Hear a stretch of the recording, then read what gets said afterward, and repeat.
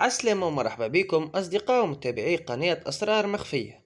بعد ما قام قيس سعيد بتجميد أشغال البرلمان ورفع الحصانة عن كل النواب وإقالة رئيس الحكومة هشام المشيشي، عمت الفرحة الرجلات التونسية بعد ما تعرض له الشعب من ظلم على يد الحكومات المتعاقبة. ذاك علاش كان الشعب التونسي الكل يستنى من قيس سعيد أنه يبدأ بمحاكمات شعبية للفاسدين والسياسيين وخاصة حركة النهضة، لكنه ما عملش الشيء هذا واكتفى بسجن سميرة بالطيب ووضع راشد الغنوشي زعيم حركة في الإقامة الجبرية، وهذا حسب المحللين السياسيين لأنه قيس سعيد ما يمتلك حتى دليل مادي يدين به حركة النهضة أو راشد الغنوشي. لكن البارح أعلنت محامية سامي الفهري والمستشارة القانونية لقناة الحوار التونسي أنه موكلها سامي الفهري يمتلك أدلة خطيرة وقطعية من شأنها أنها تزج بالعديد من السياسيين الكبار والمسؤولين في السجن فترات طويلة.